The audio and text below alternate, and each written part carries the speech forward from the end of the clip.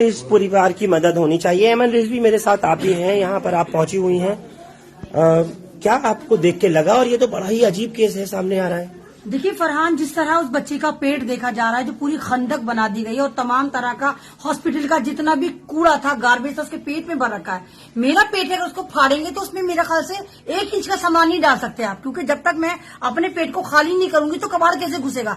यानी उस बच्चे के पेट को बाकायदा पूरा खाली करा गया, उसकी अंतड़ियां, दिल, गुर्दे, फेफड़े सब निकालकर, और वो जो यूरिनल बैग है उसमें तो पेशाब भी भरा हुआ है।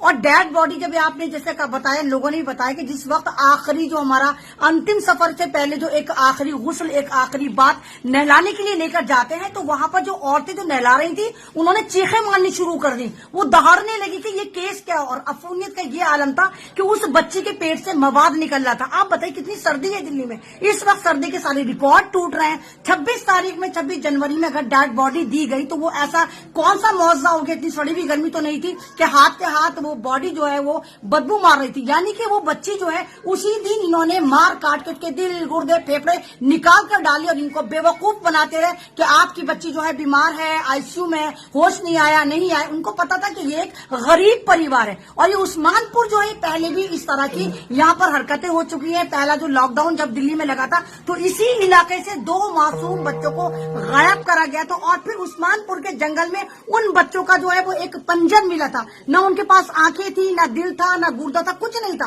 क्योंकि इनको पता कि ये लोग गरीब हैं, ये हैंड टू माउथ हैं, इनके पास कोई नहीं, न लड़ने वाला है, न इनके साथ कोई खड़े होने वाला है। लोग आ रहे हैं, यहाँ सेल्फियां खिंचवा रहे हैं, जा रहे हैं। लानत तो इस बात पर है फरहान के एक कंप्लेन नहीं हो पाई। एफआईआर तो छोड़िए जनाब, इनकी बेटी मार दी जाती है और इनके पास एफआईआर तक नहीं है। और हॉस्पिटल में, मोर्चरी में इनकी लाश रखी है और ये घर में दर बदर की ठोकरें खा रहे हैं कि हमारी बेटी की लाश तो दे दो। कहाँ है केजरीवाल? आप तो कहते हैं कि आप दिल्ली के बेटे, दिल्ली के भाई थे। आप भाई हैं क्या उस्मानपुर के? क्यों? क्योंकि ये लोग गरीब हैं, मुसलमान हैं, इसलिए तमाम का तमाम आप इनको टारगेट करेंगे। मैं अमन रिजवी और तमाम मेरी टीम और एडवोकेट शहंशाह, केजरीवाल साहब, अगर इस बच्ची को इंसाफ नहीं मिलता, तैयार रहिए आपके घर के बाहर, खुदा की कसम, जब तक धरना देंगे तब तक इस बच्चे को इंसाफ नहीं मिलेगा। ये शुरुआत है। अगर इस बच्ची के साथ ऐसा हुआ, नामालूम अस्पतालों में कितनी बार ऐसा होता होगा।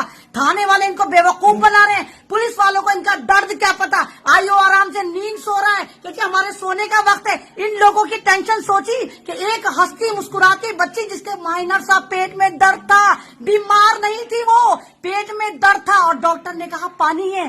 क्या इतना मुश्किल था कि 5 घंटे का ऑपरेशन? सरकारी अस्पताल वालों ने कहा जी अपेंडिक्स है, हम इसका ऑपरेशन कर देते हैं। फरहान, मेरा किडनी का ऑपरेशन हुआ, मेजर सर्जरी हुई, मात्र 4.5 घंटे की पूरी प्लास्टिक सर्जरी हुई है मेरी किडनी के अंदर। और इनका अपेंडिक्स का ऑपरेशन 5-6 घंटे तक चलता रहा और बच्ची को मिलने नहीं दिया। यानी ये बच्ची को सिर्फ अस्पताल अपने पैरों पर चलाकर लेकर गए और 26 जनवरी में एक सड़ी गड़ी लाश जिसके अंदर कूड़ा भर दिया था वो इनके हवाले कर दी गई। और वो आज लाश भी अस्पताल के मोर्चरी में पड़ी हुई है गुरु तेग बहादुर में। लेकिन इंसानियत मर चुकी, कोई यहाँ आने को तैयार नहीं है, कोई इनकी मदद करने को तैयार नहीं है, कोई इनके लिए आवाज उठाने को तैयार नहीं है। क्या भारत की बेटियां इतनी सस्ती हो गई कि कोई भी आता है हॉस्पिटल अगर लेके जाए तो आप इनके दिल गुर्दे फेफड़े निकाल लेंगे?